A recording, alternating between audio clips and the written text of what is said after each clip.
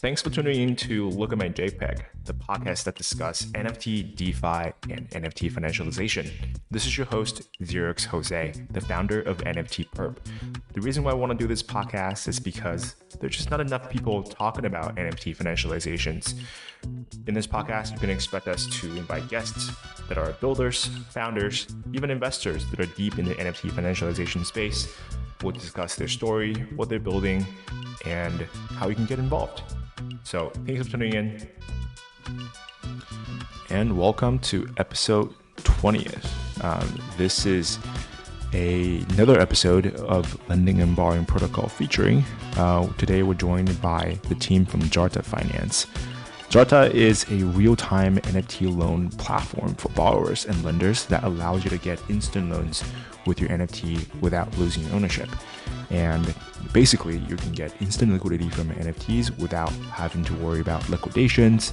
Zharta is a NFT lending and borrowing protocol that focuses a little bit more on the borrower side user experience, as opposed to some other protocols that perhaps focus more on lender side user experience. So this was a very interesting conversation throughout, and we hope you enjoy it as much as I did. GM, welcome to the show.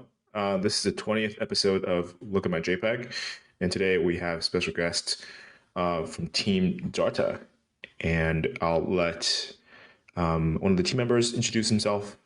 Hey, how are you doing today? Hey everyone. I'm from Zharta. I'm one of the co-founders and CTO. Been in the crypto space since 2017, working at different products, different companies. One startups, a couple more corporates. Decided to leave that world and again start Zharta with two other co-founders. And great to be here. Thanks for the invitation. Absolutely. Is Nuno joining us today? Well, Nuno is at NFT Paris. Maybe there's there's a lot of sometimes confusion there. A lot of different talking with different people. Sometimes you don't see the hours. I think so, but maybe he'll join a bit later. Sounds good. No problem. So while we have you, why don't you give us a quick introduction of the team itself, and then we can kind of hop into what Zharta is. Sorry, I lost you for a second. Could you repeat the question? Yeah, can you give us a quick intro of the team, and we can kind of get into what Zharta is? Yeah, of course. So the team, we are currently already 22 people working at Zharta. Zharta is a loan protocol for NFT-backed loans. So people can request loans or get loans instantly in real time, backed or collateralized by their NFTs. There's a set of collections that we accept. We currently accept 22 collections. Some art collections already. Others mostly PFPs. What are the ones that are considered blue chip, let's say. And apart from that, we have a peer-to-pool design, a bit different one. So we do peer-to-pool to give a good experience to lenders, basically like a yield farming kind of experience, but also for the borrowers, they get instant liquidity loans in real time. We do the appraisal for the NFTs, do all the underwriting in real time, and then the borrowers can get liquidity instantly if they accept the conditions. There's one thing differently that we do is we don't do like open term loans, kind of like margin calls like we see in some other teams. We do maturity-based loans. So this means that you can only get liquidated if you don't pay the loan until the maturity, regardless of the price movements on the NFT that you put as collateral. And also one other cool thing that we think it's good for borrowers is that the interest that you pay is only based on the actual duration of your loan. So if you create a loan for 90 days, and if you pay it after 30, you just pay for the 30 days, the interest. Appreciate the details there. Before we dive into all the details, Yeah. we'd love to get in a sense of like what made you guys, what inspired you guys to build Zharta? What was the one thing that you saw, where you guys as a team saw in the space that was lacking for that inspired you guys to build Zharta? Yeah, so it's actually a funny story. So we started getting this idea in maybe March 2020 or 2021 actually, and we start seeing that there was a for us a problem. We had some NFTs. There was almost no solution for us to be able to use the liquidity that we had there locked. And we start thinking, how cool would it be to actually do like a peer-to-peer market, kind of like a marketplace for NFT backed loans. And then we start checking what does the market already have for this. We of course at the time already saw that NFTFi was already a thing, although of course the space was super small, and we still feel that the space is super small right now for the potential it has. And that was at the time that where we changed a bit the idea to start thinking on how can we make this experience better? How can we automate some of these? How can we make these in real time for borrowers? Make a bit a better experience for lenders, because I think people that maybe will be listening that try to be a lender in peer-to-peer protocols. Sometimes it's not easy, especially to begin with when you've never done it, never created kind of like a reputation for it. And then we went from there, basically. Got it. And I guess since then, a lot has changed. Tell us a little bit more about what makes Zharta different compared to perhaps like an NFTFi or BendDAO. Yeah, sure. So we have some similarities with both of them at different stages, at different levels. So if you look at NFTFi as a peer-to-peer, you have maturity-based loans, right? So there's no risk of borrowers being liquidated before the maturity ends.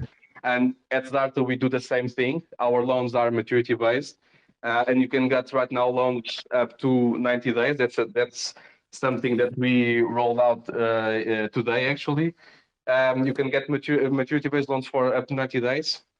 And then if you see BendDAO, they have a peer-to-pool design, and what we also have very similarly is the pools part. So for lenders, the experience is pretty much the same. You can deposit ETH, and you are earning the interest from the loans that are paid. So those are the common traits between both the two of them. But we are merging them in one protocol to make it a better experience for the lenders, but also a better experience for the borrowers. And there's one very important part that I already mentioned, but I'll mention it again because I think it's relevant, which is the interest that you only pay the interest for the actual duration of the loan. Again, so if you take like a 90-day loan, pay it after 60 days, 30 days, you only pay those days, the interest for those days. So we get some things from these two designs, and try to make it a better experience. Try to make it a protocol that enables a better experience for both parties, lenders and borrowers. Quick question. So I'm currently on your website, and it looks like compared to different lending and borrowing protocols out there. So for example, say NFTFi, it's typically I suppose like liquidity on NFTFi, like one of the interesting thing is like it's peer to peer. You have a direct counterparty that lends you liquidity if you're a borrower, Yeah. and if you are a lender, you have a direct counterparty for the collateral in terms of ownership, right? So my question is, with a pooled model, how do you think about like capital, that's idle perhaps, like when it's not being fully utilized? How do you allow different lenders to still get that decent APR from their loans that they're giving out, given the risk they're taking, and allow some sort of capital efficiency in the dynamic? Yeah, that's actually a great question that we are targeting now, because I mean there are some let's say things that play that play as incentives, right? It's if you have too much liquidity in the pool that's not utilized, you'll see eventually the APY coming down, right? Even if we are getting loans that are originated, that you'll see that, and that's kind of like a mechanism that will motivate lenders to pull out some capital, and then you see the APY going up, and that's the usual mechanism. What we are looking at right now is we, of course, want as a protocol to be as capital efficient as possible, and we want that to always have that liquidity that we need for loans when they are being originated, for it to be ready. And we are looking into solutions for right now to use that are like super low risk, and that we can pull out the capital as soon as we need it, but that we can still use that capital, utilize it, or put it being used somewhere else, so that it's not completely not used. So that again, we still give a good experience for borrowers. Of course, it's harder to make it to make it as let's say to give like a juicy APR for the complete capital in the pool. That's the goal, but it's hard in the peer-to-pool design. That's what we are targeting. But again, it has also the trade-off that for lenders, you still can get a very nice APR on ETH, which is what we use, without actually having to manage it, which you have to do in protocols like NFT5. Got it. Maybe I can add something, and sorry for being late. And on a different account, I had a very big Murphy law here, but it's also relevant on the pool system to have a little bit of idle capital, so that we can have an operational continuity for the borrowing side. Because if the borrowers need to withdraw money, the borrowers know the lenders for the lenders itself. It's also relevant to also have a little bit of a buffer here, so that we can ensure that if a lender wants to withdraw his position, he's able to take the funds. And if all the capital is always 100% on application, you basically reduce the possibility for the lenders to take the money when they need or when they want. And you have to create a specific time for them to withdraw. So it's also an important tool to create a more organic and operational pool. Yeah, that makes a lot of sense. And I noticed, like, from your guys' perspective, and quick question, as a borrower, looking like from your on your front end, there's one pool, and there's several different collections that this pool are able to lend the capital to. And my question is, how do you guys determine, like, first of all, who creates the pools, and who sets the parameters around interest rates, around loan to value ratio, and how does different collections as collateral changes, perhaps loan to value ratio allowed for that pool? I can go first, and maybe Nun can also complement. So currently, Zharta is the one creating the pool and setting the conditions. I mean, the conditions are transparent; they are in our documentation. Every time that they change, and I'll maybe explain how this happens, they will also be reflected there. And so, but basically, what we do is we are always monitoring the market and the collections performance itself, and also, of course, things that are related with the collections, but not directly with the marketing. Things that happen that we know that are more sentiment or social driven, yeah, right? and we look at all this data and define in terms of our own risk analysis that because we have a lot of people in the company that are only doing risk analysis, underwriting, and those kind of things. We look at the collections and all of this data, and then we define what is for us in terms of risk. What are the actual the conditions, the LTV, APR that we think are healthy for the protocol as a whole, and also for the lenders, because again, this is the way for us to manage risk for the lenders. And so we do that at Zharta. And then collections, I mean, we are always open to onboard new collections. You can see the pool right now as like almost like an index to get exposure to these collections that we consider right now that they are very healthy in terms of community, in terms of liquidity, in terms of debt in the market. But we are also considering, and probably will do that, creating different pools for different types of collections with also different risk parameters and profiles for different types of lenders that we have in the market. No, I don't know if you want to complement something on this regard. No, I would only add a small point, that is, we also don't do retroactive modifications, and I believe that is relevant. So all the loans that are performed, that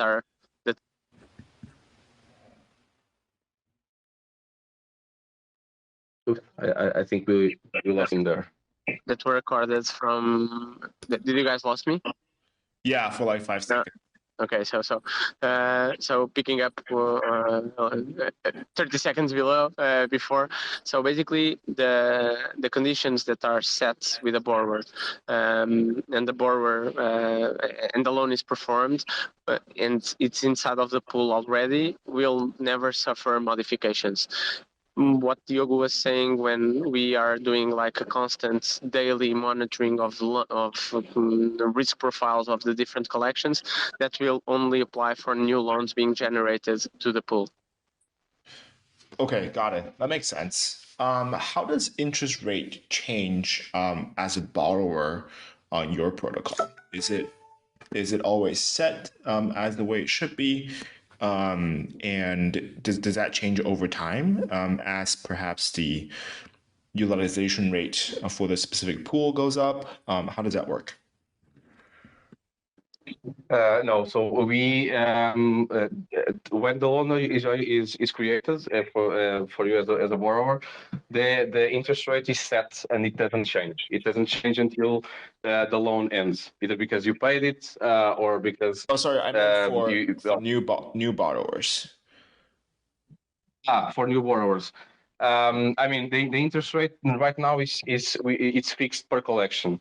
The interest rate is not doesn't change depending on like the utilization rate of the pool or something like that.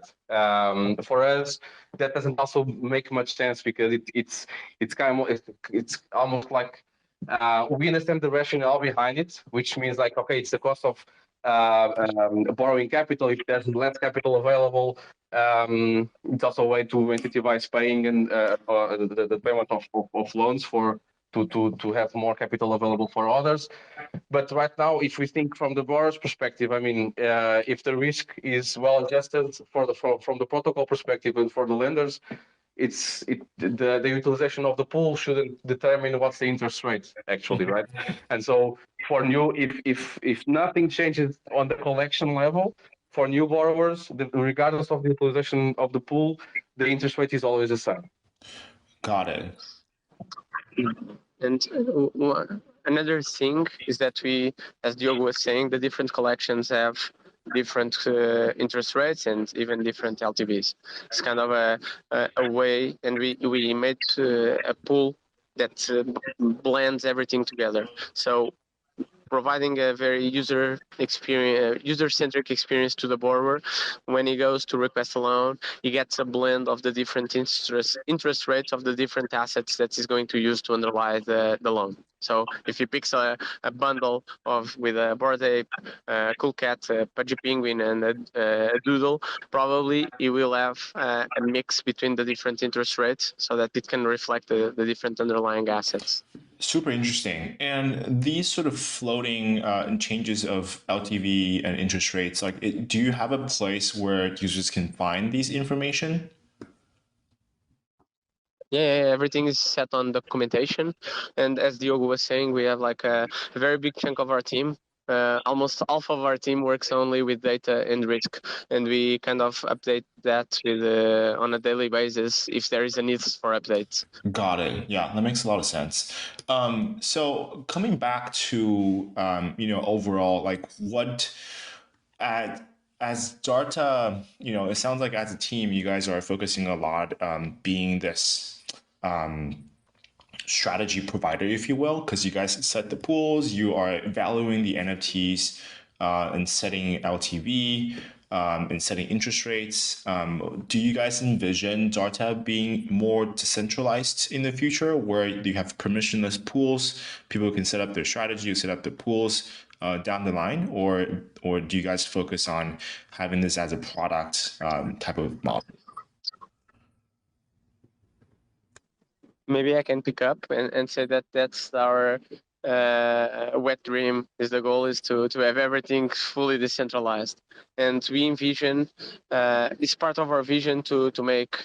We have a very big statement of transforming NFTs as one of the fine and prime digital asset of the world, and at the same time enabling decentralized finance to everyone to be able to participate. So we built a solution right now with some level of degree of risk control enforced by us, so that we could jumpstart the ecosystem and making a more organic pool service, so that we could create a fair offer for the borrowers and for the lenders, and creating all of this with care and with a level of fairness. But we will try to decentralize the solution day by day. It's part of our big vision, and it's part of our roadmap is to be able to take the toll also from us, because it doesn't make sense. We want to be able to build the infrastructure, enabling and going above of the primitive infrastructure that we have today for financial assets of NFTs, and going to the next level and enabling the solution to work on a more decentralized way. But Diogo, if you want to complement. No, I mean, it's just like you are basically right. You are totally right. We also see that like the space is very new. The NFT lending saw like a huge increase in terms of volume, and of course in terms of number of loans last year, and it continues this year, right? But we still consider that it's not a very mature space, and it has a lot of inefficiencies, and it's like, and in some cases it's for borrowers it's super predatory, right? And we see that we need to get borrowers to trust what we as a space we are building, like all the protocols. We want borrowers to trust that this is a good solution for them, because we also consider that NFTs are one of the major ways to onboard new people to crypto, and we've seen that in 2022, the majority of new people that joined crypto was coming from NFTs. The first transaction was buying an NFT.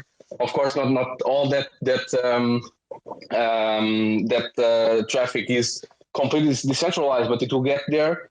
And so we think our vision is that, okay, this will only increase in the future. This is a huge potential market. People will be onboarded into crypto, buy NFTs, and we need to make this accessible for them, right? For the borrowers, because lenders, of course, we are also giving or in our opinion, of course, it's also our target to give a super good experience to lenders. But that's like usually, in our opinion, like a smaller part of the market. And usually you see like a lot of more sophisticated users doing the lending part. And in the end, borrowers will be the majority of the market, and we want to give a good experience to them and create trust. And so that's why we are, since we still see a lot of inefficiencies, we are still looking for what does actually work, what's the best experience. We are doing it ourselves, but the goal is as we mature and as also our ideas and what we see that works out, that also matures, we want to decentralize as much as possible. That's in our ethos, right? It's what we want to do. Got it. Yeah, that makes a lot of sense. One thing I want to unpack on what you mentioned earlier, you said being borrowers in the NFT finance space is still considered, from your choice of word was predatory. And what are some of the perhaps stories and things that you've seen in the past where perhaps these conditions and protocols have been kind of skewed towards more lenders than borrowers that made you think that way? And what have you guys done specifically to solve those issues?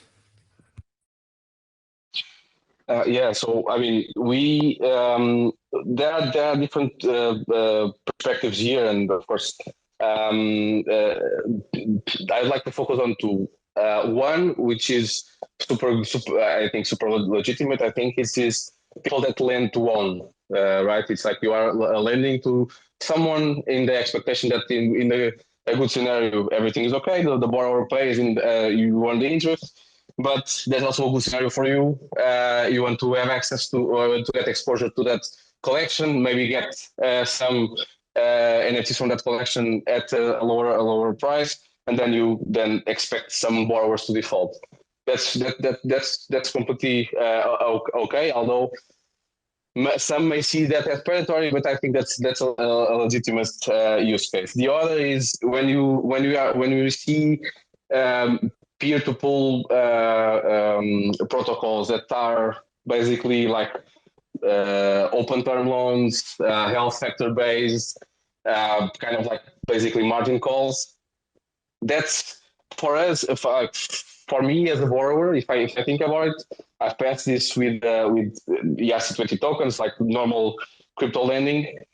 You never feel safe. You feel the need to always be checking what's the health factor of my loan, what's the floor price of the collection, what's the like you have always to be checking if you can get liquidated or not. And this doesn't in the end provide a good experience for the common user, right? It's okay for more experienced or pro users because you spend a lot of time doing or in the space. But for the common user that has use cases that don't require necessarily that the user is 24/7 or almost in crypto, checking the loan, its NFTs and so on, that's not a good experience. And this is why we consider right now that creating maturity-based loans where you can't get liquidated in the middle of your loan. You have like a specific date where you have to check where you have to pay, and even if you don't pay until that day, we have a grace period where you still can pay and not lose your NFTs. We think that this is a better experience for borrowers. That's what I meant by predatory. It's not you as a borrower not having to always be checking if you are about to get liquidated or not. It's predictability. It's that this is for us in our vision for of what borrowers want, the common user. We think that borrowers want predictability, and health factor based loans don't provide that. And even on the other side, not only on the predictability of the repayment, but also on non being over penalized when they are good players. When you are an user that requests a loan, when you are not on the on margin calls, but you are doing a maturity loan, and out of the blue you do a 90 days loan, but the business that or the flipping or the trading strategy that you have is already complete, and you want to repay the loan in a 2 months period, you don't want to feel that you are paying for a month that's not going to be used. And the majority of solutions out there with maturity dates nowadays kind of enforce that full penalty to be paid. The borrower has to pay the all the interest rates for the expected period, even if he repays early. So there is no incentive for a borrower to repay early. And even when you look into risk profiles, it's not great to have a loan to be paid on the last day at the last minute. But the way that the majority of the systems are designed today, it kind of creates the incentive to keep the maximum of funds on your side until the moment of the repayment. And that can also then lead to the things that Diogo were saying. So if you are if you want to repay on the last day because you want to have the best financial experience, and for some reason you get some problem with the repayment or you forget, or then you automatically go to the side of liquidation. So that also tends to be kind of predatory, connected with other solutions that also work with the margin call structure. Yeah, I find that really interesting. So I've studied many different NFT finance protocols with regards to lending and borrowing at this point, and specifically with it's about NFTFi, right? NFTFi they don't have liquidations when someone missed a loan payment or repayment, maybe simply forgot, right? Maybe the floor price is still way above the debt that was borrowed, and a lot of times the collateral just gets sent to the lender. So you get into a situation where perhaps being a lender, you're buying very, very cheap NFTs. You can buy a Bored Ape at 30 ETH or 20 ETH in some cases. It's pretty insane. And a lot of times, like, the borrowers kind of get screwed, even though there's a lot of value that's sort of lost. That comes at a very heavy profitability for lenders in those situations. And then if you go to the different side of the spectrum, you have Ben DAO, where it's solely based on price action.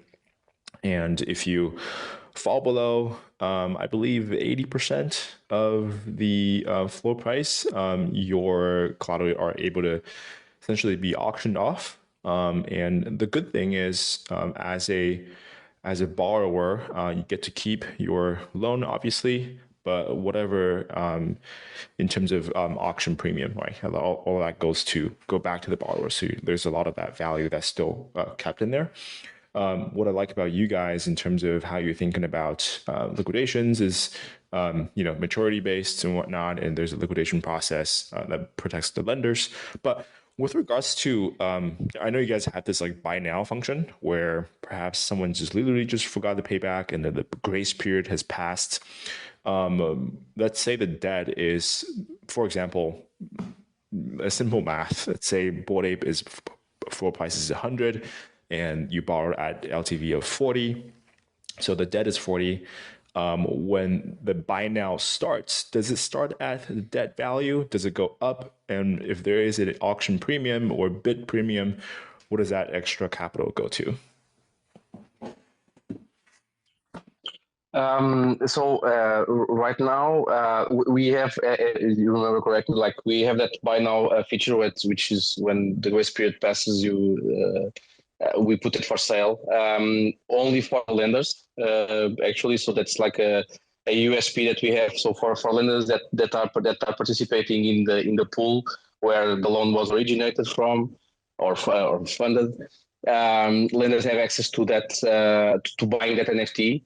If there's any excess in terms of the debt or the loan, like so the principal plus the interest. Right now, the all of it goes to actually to the borrower.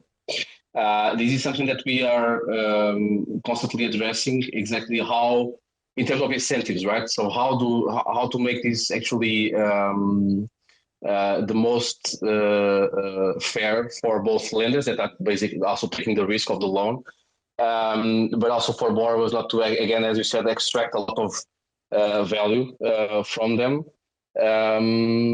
Because again, I mean, you as a borrower, you may have been liquidated for whatever the reason. There may be, there's a lot of reasons that for which you've let yourself be liquidated.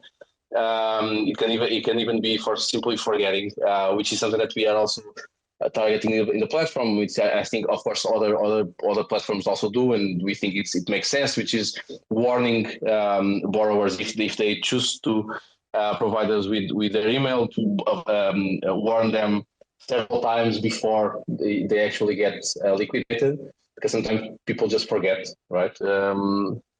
But we are so right now the excess of, if there's any excess in the buy now, it goes to the borrowers. But we are addressing, seeing if this is the most fair way of dealing with this. And of course, I'll also completely open from feedback from the community. So, no, do you want to? Yeah, sorry. just a Go ahead. follow-up question on that. The buy now, is there a set price? Like, obviously, you want to cover the debt owed, you want to cover the interest rate, accrued during the loan duration. What is like the buy now price? If because it sounds like buy now is someone can just literally directly buy it without having to bid or going through the auction process. And second question is, why lenders only? Why not allow others to come in and purchase or bid? Yeah. So last part of the question is, again, this is an initiative for us to get also lenders, right? It's something that we some value that we also provide back to lenders. That and without only it being the interest that they get from the loans funded by the pool. And of course, if for some reason the NFT doesn't get bought during the buy now period for the lenders, it then gets auctioned to everyone else.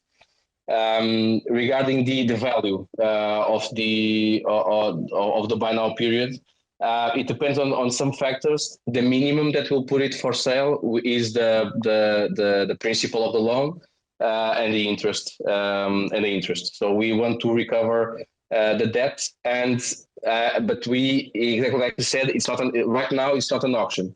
It's like a first come first served basis. So if you get there, see an NFT that's in buy now period, and you consider that the value is good for you, if you are the first to buy, that's it. We don't do an auction.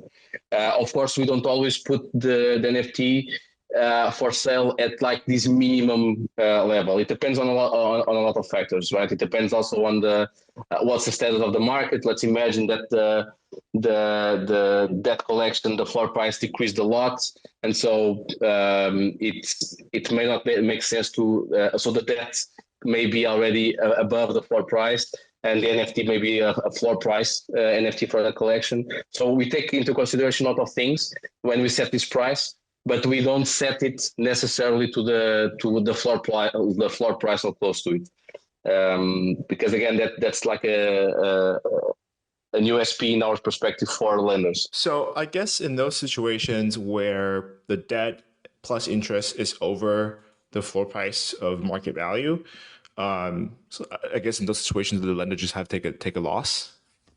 Is that the risk for lending? Yeah. That's exactly the risk. And the thing here is that the pool is designed to work as a blend / net value. So the majority of the loans will hold a profit, and the expectation is that a very tiny percentage can hold a loss. And that loss, it's also air gapped because typically, even if the principal plus debt goes or a little bit below the floor, typically it doesn't go to zero, at least the collections that we are picking up. So even when we do, or when the pool does a sale of an asset, it also recover a very big chunk of the value that was due to the pool. So there is a small delta that will be passed to the lender side. Got it. But then it's normalized by the old vision of all the loans that are being considered. Yeah, that makes a lot of sense. I think these are most of the questions that I have. Is there anything that are special that you guys have focused on features wise that maybe I've missed? I believe that we touched the majority of them. I came a little bit late because I had a very big problem with my phone. But one thing that and just wanted to recover the last question.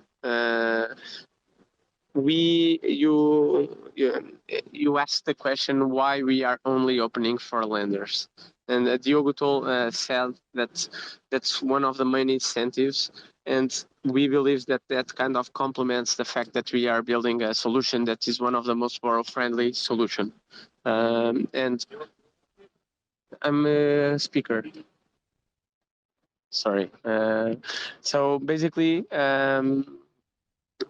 As we have a solution that it gives a set of advantage to the borrowers, it's made a very strong sense for us to also provide some features for the lender so that it was a complement so that we could build a fair offer for both sides. And so even we know that if we would place any asset on an open marketplace, we could increase the chances of the sale. But it's a nice incentive that we create for the lenders to participate in the pool. Some lenders on this space are used to the possibility of doing loan to own. So it's a way to reward the lender to complement the offer that we have. And I believe that that's also it's one of the critical pillars to equalize the borrowing offer that we are creating, where we are providing lots of features that the majority of the other platforms are not allowing us for today, but at the same time with the degree of respect and the degree of fairness to everyone involved in the ecosystem. Super interesting. And is there a minimum requirement to be a lender? The only requirement is to have fit at the moment. So we made an open pool. For some time we had some capacity to have the lending sides all covered with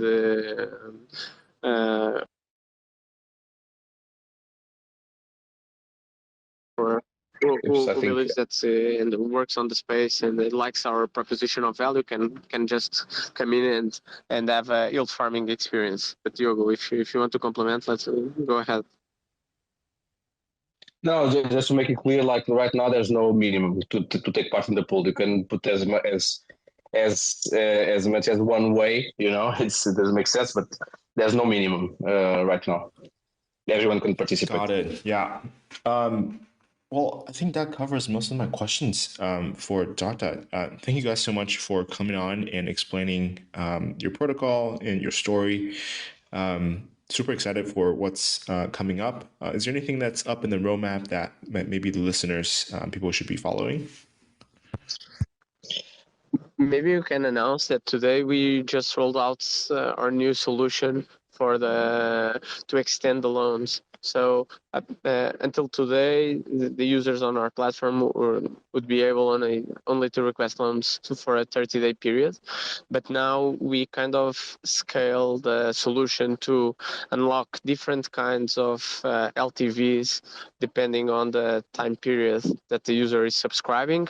And we raise the capability for a user to request a loan up to 90 days. So we are super excited. And if you guys want to try our new user interface on the borrowing side, give us some feedback because it was a very big teamwork that we have done and cooking in the last weeks. Well, congratulations. That's super exciting. Thank you guys for the updates on that. For those that are listening, you can follow Zharta at Zharta. That's ZHARTA Zharta Finance on Twitter. And you can go ahead and follow Pyrex here, 0xPIREX. And also, I guess Nuno here is not using his personal account. I'm on another account because my iPhone completely died when I was getting in, and I was calling random people. Can I use your phone? Can I use your phone to connect with you? So it was a very funny 5 minutes of my life. Well, we're glad you made it on. Well, thank you guys so much for coming on. It's been a pleasure speaking with you. Thanks for having Thanks so much for us. the invitation. Thanks so much. Everyone. Yeah. Thanks so much. It was fantastic. See you on the next one. Bye. See you. Bye. Bye-bye. Thank you for tuning in to Look at My JPEG podcast. If you're listening on Spotify or Apple Podcasts, wherever you get your audio podcast from, give us a like, a subscribe if you like the content, and we'll see you in the next episode. Cheers.